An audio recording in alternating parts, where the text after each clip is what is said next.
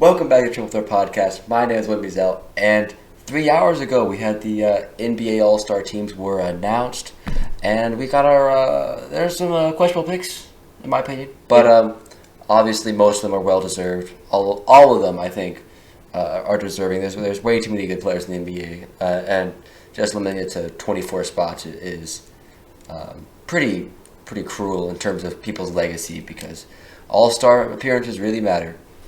Definitely. There are at least 5 guys that I can name off the top of my head that were deserving of an all-star spot, but then when I kind of look at the list, I'm like, who are they going to make it over? So we'll have to see. We'll start with the East. We'll look at the starters. I think it's pretty straightforward here.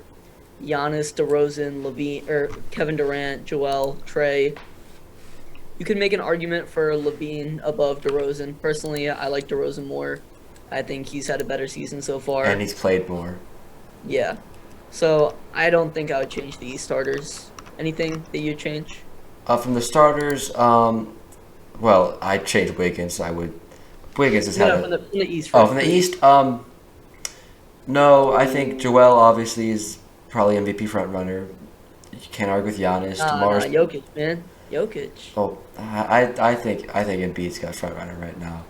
Well, it really depends on team success. True. Jokic is having the best season, but the Nuggets are the 7th or the 6th seed. And they're doing that without Ben Simmons, which, I mean, it's pretty impressive what the Sixers are doing. Yeah, that's true. Giannis, DeMar, Trae Young. I mean, I've got no real complaints. The only one I could maybe see, I don't know. It's there's not a lot of room in the East. I think the East is pretty locked in, the starters. Yeah, and the East has really stepped up their game, especially looking back from a few years ago, especially when LeBron left. I was kind of thinking, okay, we know guys like Kyle Lowry, Kyrie Irving will make the All-Star teams, but at one point they didn't really have that much talent. They've really stepped it up. And at the guard position, you have Trae Young, you have DeMar DeRozan. We'll get into the reserves now. You got Darius Garland, James Harden, and Zach LaVine rounding out the rest of the guards along with Fred VanVleet. All 4 of them completely deserving. Really happy to see Fred VanVleet, undrafted, came out the mud, basically was the catalyst for Toronto's championship win. No. The catalyst was someone named Kawhi Leonard. He was just a very nice piece. Of course. But who came off the bench? Who led the bench mob? He was leading the bench mob. That was Freddie V. You can't say the catalyst. One of the... Okay, so I'll be a little bit less extreme. One of the primary contributors to the title-winning team. And I'm really happy for him to actually get recognized. I thought that he should have been in contention for an all-star team last year. Team wasn't doing as hot, so now they're a little bit better, so they're back in, but 22 points, 7 assists, I can't really argue against that. Same thing for Garland, and there's been a big resurgence in Cleveland, so he deserved it. Harden also really on a roll kind of lately, 23 points, 10 assists, 8 rebounds. And then Levine, we knew that was coming. Jason Tatum, once again, another guy that was basically a lock, potentially a starter. I think that the starting 5 is pretty locked in, as you said. Jimmy Butler didn't really play too many games, but definitely with the stats and impact he's had to Miami, another deserving pick. But Chris Middleton is kind of the imposter here.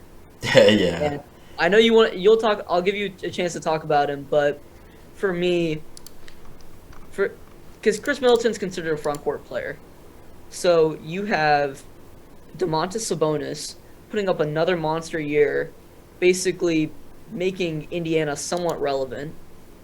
You got Pascal Siakam having a career resurgence right now in Toronto, both deserving.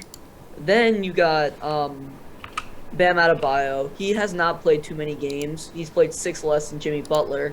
And I think the cutoff is probably around 30 games. And Butler's at 33. Bam's at 27. But he's averaging like 18 points, 10 rebounds, 4 assists, being one of the defensive leaders for a really, really good Miami Heat team. So I think all 3 of those guys could have made it over Middleton, who by no means is having a bad year, just not an amazing year, even for his standards. Yeah, no, the real person that I really think that is deserving of the spot is Chris Middleton. Not Chris Middleton. It's Sabonis over Chris Middleton because Sabonis is averaging 19, 12, and 5. Sabonis is a certified bucket and has been. When he was out for a couple of games for Indiana, you really saw how impactful he was in this team, and he really is the best player on a pretty solid team in the East. I mean, I think Sabonis. I mean, if you look at some of the advanced metrics like NBA Raptor, I mean, he's 5th in the East. Like he should be starting. Only people ahead of him are Van Fleet, Tatum, Giannis, and Embiid. I mean, yeah, he's been impactful offensively, defensively. His impact is unreal and has really been the primary reason why the Pacers are at all relevant. So, I think it's criminal that he's not in it. Another player in the conversation, I think, is LaMelo Ball. Totally forgot about him. Purely because of his creativity and just his sheer offensive production that he has. I think he's just a really exciting player, and I think that I know Middleton's probably more impactful for his team, but I mean overall, if you think about an all-star, I'd rather have the first option. I mean, you tell me one player I'd rather watch play. I mean, I'd rather watch LaMelo. Yep. And then shout out to Miles Bridges. He doesn't necessarily he deserves an all-star appearance, but he's not going to get in ahead of anyone here. Definitely a hell of a season so far from him, and just give him a little shout out because he doesn't get a lot. But one player I do want to talk about, well deserving. Love this guy, Darius Garland. He has been unreal all season. His playmaking is